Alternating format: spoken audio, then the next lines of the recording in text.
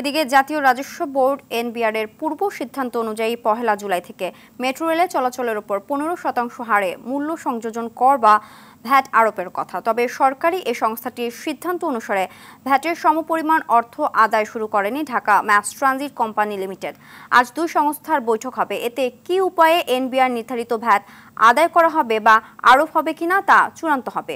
Metro রেলে VAT আরোপের ব্যাপারে এনবিআর ও ডিএমটিসিএল নিজ নিজ অবস্থানে অনড়। এর আগে নিজস্ব মতামত জানিয়ে দুই কর্তৃপক্ষের মধ্যে বেশ কয়েকবার চিঠি চালাচালিও বৈঠকও হয়েছে, কিন্তু বিষয়টির কোনো সমাধান হয়নি।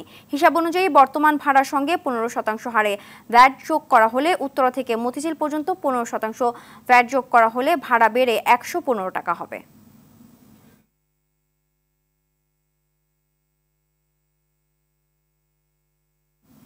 দর্শক, মেট্রো রেলের ভাড়ায় ভ্যাট বসানোর বিষয়ে আজ চূড়ান্ত সিদ্ধান্ত হতে পারে। এ নিয়ে যাত্রীদের প্রতিক্রিয়া জানাতে সরাসরি যোগ দিচ্ছেন সহকর্মী ইকবাল অনেক। মেট্রো রেলের ভাড়ায় ভ্যাট বসানোর সিদ্ধান্ত নিয়ে যাত্রীরা কি বলছেন জানাবেন। নগদের কাছে সব গ্রাহকই প্রিয়, তাই তো সারা দেশে ক্যাশ আউট চার্জ সবচেয়ে কম।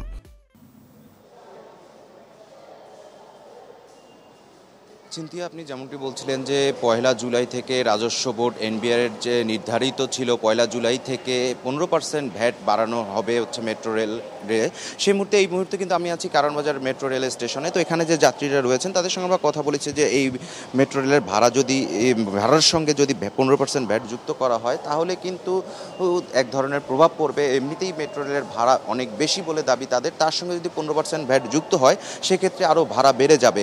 তো এই বিষয়ে এখানে মেট্রো রেল কর্তৃপক্ষ যারা রয়েছেন তারা বলছেন যে এখন পর্যন্ত এনবিআর এর সিদ্ধান্ত অনুযায়ী যে 15% ভ্যাট যুক্ত করার কথা রয়েছে সেটি কিন্তু তারা এখন পর্যন্ত নিচ্ছেন না, যেহেতু আজকে রাজস্ব বোর্ড এবং ঢাকা ম্যাস ট্রানজিট কোম্পানি লিমিটেডের সঙ্গে একটি বৈঠক হওয়ার কথা রয়েছে। বৈঠকের মধ্যে কিন্তু সিদ্ধান্ত হবে যে এই 15% ভ্যাট নেওয়া হবে কি না, এবং যদি এবং মেট্রো রেল কর্তৃপক্ষ মনে করছেন যে এই বৈঠকের মধ্য দিয়ে এই ভাড়া তারা একটা ভালো সুফল বয়ে আনবে যাতে এই ভাড়াটা ভ্যাটটি বাড়ানো না হয়।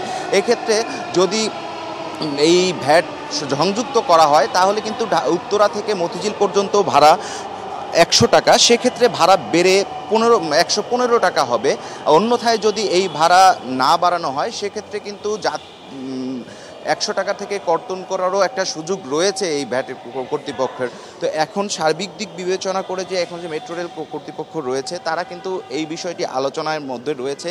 তারাও আশা করছে যে একটা ফলপ্রসূ সমাধানে আসবে যাতে এই ভাড়াটি ভ্যাট যুক্ত না করা হয়।